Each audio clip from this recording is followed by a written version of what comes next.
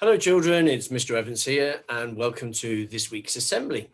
Now, as you may know, this week is Children's Mental Health Week, and as a result, we're going to do our assembly this week on well-being and resilience. Now, they're quite big words though, so we're going to explain a little bit about what they are, and at the end of the assembly we're going to have a little story for you to watch, which I'm sure you'll enjoy.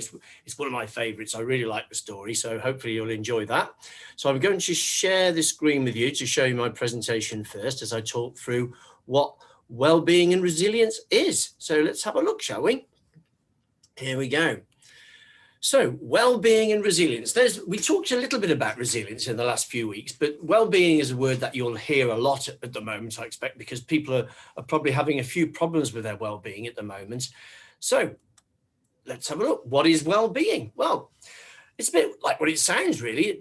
It's when you're feeling good. It's when you're feeling happy and you're feeling well. That's the start of it. But also, it's a bit more than that. It's also, not only are you feeling well, but you're able to manage things well. You can cope with things well.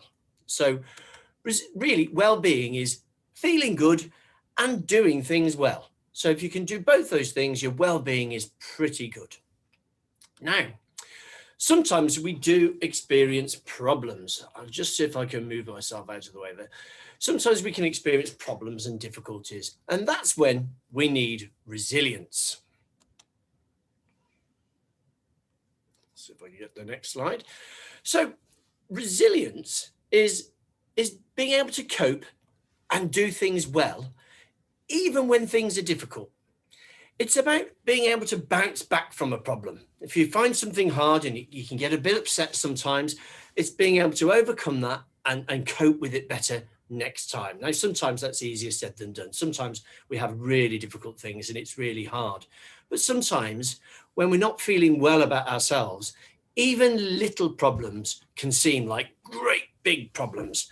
Now, it's less likely to happen if we have good resilience. So, if we're resilient, we're more likely to feel well. So what helps us to be more resilient, I wonder? Let's see, what can help us to be resilient? Well, we're looking at 5 areas over the coming weeks. And we're going to build in a system when we're all back in school of tokens, especially where you can help people to be resilient yourself. But to feel resilient, you need to feel loved, you need to feel empowered, you need to feel engaged, you need to feel connected, and you need to be able to cope. So those are the things we're going to be looking at. We're not going to do them all in one go. Today, we're just going to look at the first one. So to start off with, feeling loved can help us to be more resilient. So how do you feel loved? By having a loving family. Now, most of us are very lucky that we've got loving parents and brothers or sisters. We live in a loving home. And that is a really good starting point, because if you feel your family are loving you and you feel part of that, you're more likely to be resilient. But also having good friends. And in that, I include the staff in the school who take care of you. When you're in school, and that's why we're keen to get everybody back to school as soon as we can. If you've got your friends there and the staff who take care of you and look after you, again, that will help you to be resilient. So as well as your home around you, your school should be a safe place for you, where you should feel happy and comfortable and loved. And that is one thing that will help you to feel resilient and will help you to have good well-being, feel good about yourself and feeling like you can cope with things. And we're always here to help as best we can if things aren't going so well. But there's also, it's not only about us, it's about how we can help other people to be resilient. So how can we do that? Well, we can help other people to feel loved by being kind to them. We could say nice things to others. We could do good deeds, do good things for other people to make them feel good, to look after them, pick them up if they fall over. All these things will help people to feel loved. And if they feel loved, it'll help them to be more resilient. Now, in particular today, I want to focus on So those times when we're not feeling great about ourselves, and I'm sure there's quite a lot of people at that situation at the moment with the lockdown. We're all a bit down, a bit fed up, but we've got to try and keep things in perspective as much as we can, and try not to let the little things become great big things.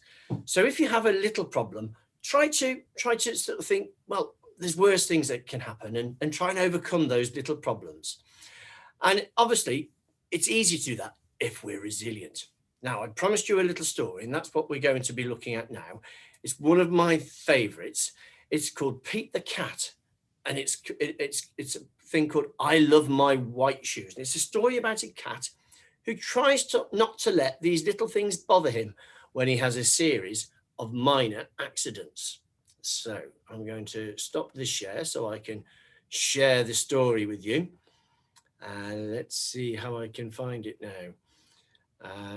It should be on here somewhere. There it is. Let's share that with you. Here we go. So let's get a big screen. I'll try and keep myself out of the way. And I hope you enjoy this story. I really love it. So hope you will too.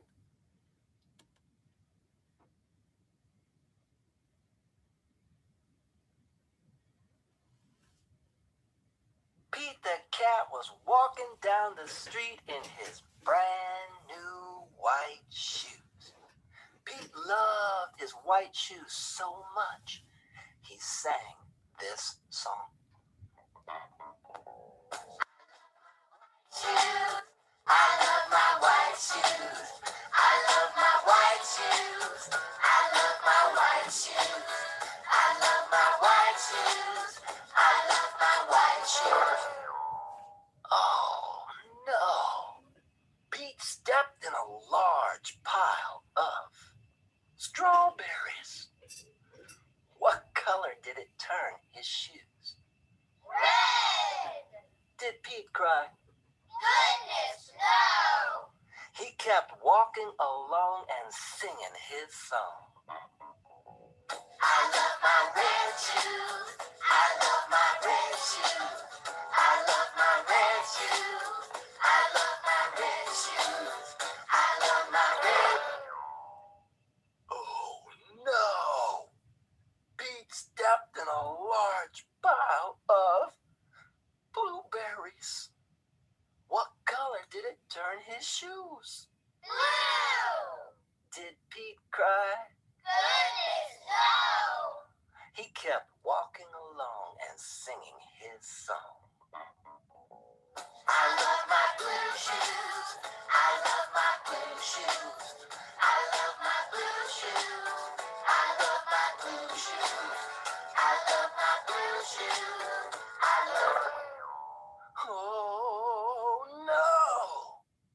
Pete stepped in a large puddle of mud. What color did it turn his shoes?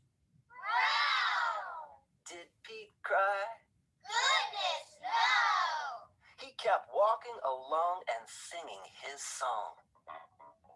I love my brown shoes. I love my brown shoes. I love my brown shoes. I love my brown shoes. I love my brown shoes. I love my brown. Oh no! Pete stepped in a bucket of water. And all the brown, and all the blue, and all the red were washed away. What color were his shoes again? White! But now they were wet. Did Pete cry? Goodness, no! He kept walking along and singing his song.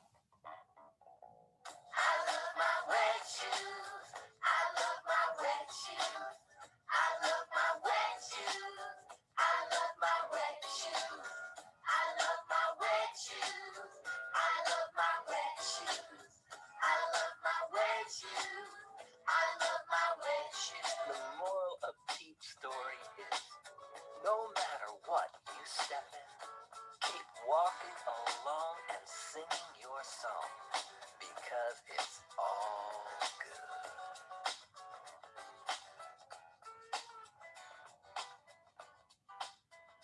There we go. Wonderful story that by Eric Litwin. And you can see, I'm sure you can notice, I've been joined by Colin. Colin the sheep is back. And I noticed, Colin, that you've got your black shoes on. Ah, there they are, your black shoes. So they're not black shoes. Women know too much. Oh, hold on a second. Excuse me a moment. I've forgotten to turn off the picture. I'll have to stop that a second. Dear me, sorry about that. There we go. Hopefully I can come back to you now and get back to what we were talking about. There we are. Hopefully we're back now. There we go. Sorry about that. A little noise in the background. Sorry, Colin, to interrupt you. I noticed you've got your black shoes on. There they are. You said that they're not black shoes. They're white shoes. They look a bit black. You trod in a cowpat. Oh, dear, Colin. I know that. But you kept singing your song. That's good to hear. You kept on singing your song. That's good to know. Maybe you ought to give them a bit of a wipe, though, especially if you're going to climb up on my laptop there, Colin. We don't want to get any germs. Now, what were you doing in the cow field to step in a cowpat? You were trying to get to sleep by counting cows. Is that what you do? Count cows. Did it work?